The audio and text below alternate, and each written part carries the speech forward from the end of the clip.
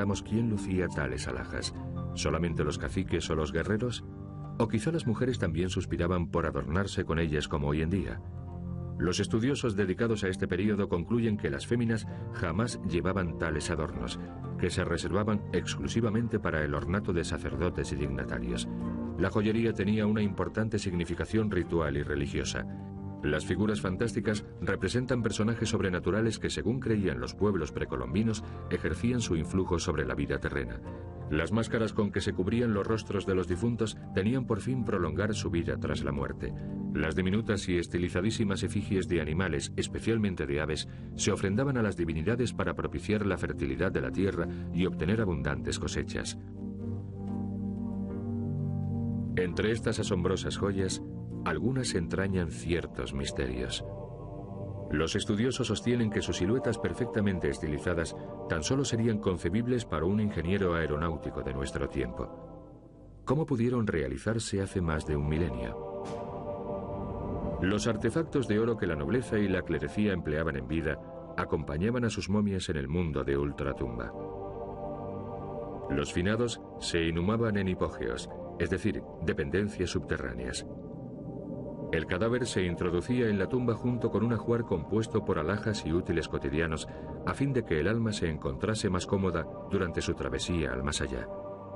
Los dioses recibían infinidad de piezas de oro como ofrenda.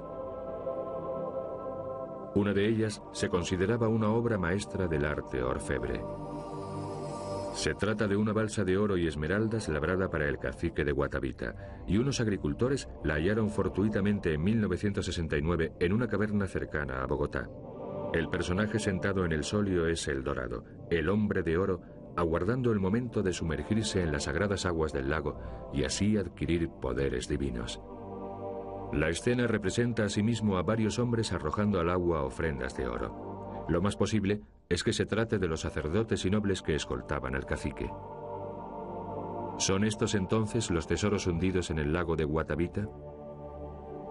La respuesta, por desgracia, es no. Desde los tiempos de la conquista española, millares de aventureros se han zambullido en sus aguas tratando de dar con el oro. Ha habido incluso quienes han pretendido drenar el lago, pero jamás se ha descubierto suficiente oro como para que tales esfuerzos mereciesen la pena. El museo acoge asimismo joyería producida por orífices, orfebres, taironas, otro extinto pueblo colombiano. Estos fabricaban magníficos objetos como pectorales con forma de serpiente o ranas que se tenían por sagradas y se consideraban talismanes. La cultura tairona fue una de las últimas civilizaciones precolombinas. Vivían aislados en la Sierra Nevada de Santa Marta, una cordillera de la región septentrional de Colombia a casi 5.000 metros de altitud. Fue aquí donde las ya leyendas recogidas por los historiógrafos españoles acerca de El Dorado se entremezclaron con mitos sobre misteriosas ciudades perdidas en la jungla, por donde corrían arroyos rebosantes de pepitas de oro. Una de estas ciudades era Chairama, en la actualidad un yacimiento arqueológico conocido como Pueblito. En este lugar, los indios taironas empedraron kilómetros y kilómetros de senderos para facilitar el tránsito entre las diversas aldeas. Pese a la existencia de tales caminos, los conquistadores experimentaron graves dificultades para arribar a las poblaciones ocultas entre la selva. La maraña de árboles y otras plantas selváticas los sumía en la oscuridad, de tal modo que les resultaba imposible orientarse. Y claro está, además corrían el riesgo de perecer a causa de las picaduras de arañas y serpientes y la ponzoña de las ranas venenosas. Lo que más temían, no obstante, era el hambre. Cuando se quedaban sin víveres, se comían el cuero de las sillas de montar, y eso después de haber sacrificado las mulas. Pero el hambre de riquezas, de dar con el dorado, no cesaba de espolearlos. Jalonando una de las sendas que conducen a Pueblito, se encuentran unas grandes peñas sobre las que se observan singularísimos grabados. Los arqueólogos sospechan que se trataba de un paraje ritual donde se ofrecían sacrificios al dios Sol, la figura representada en este peñasco.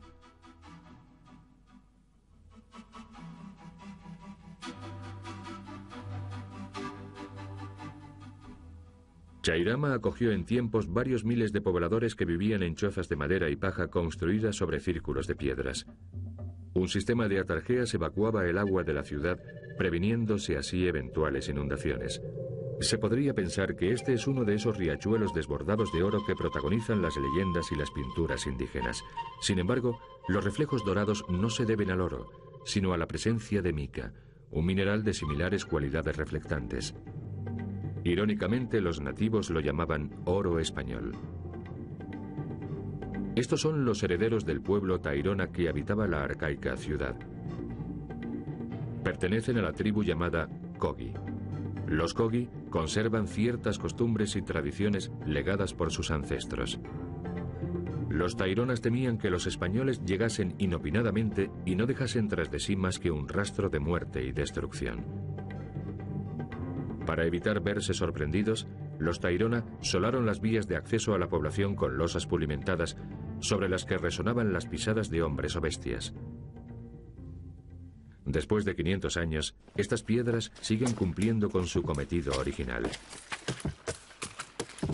Desgraciadamente, esta señal no bastó para salvar a los tairona, de modo que acabaron corriendo idéntica suerte que las restantes culturas precolombinas, para quienes el mito de El Dorado no supuso sino inenarrables padecimientos.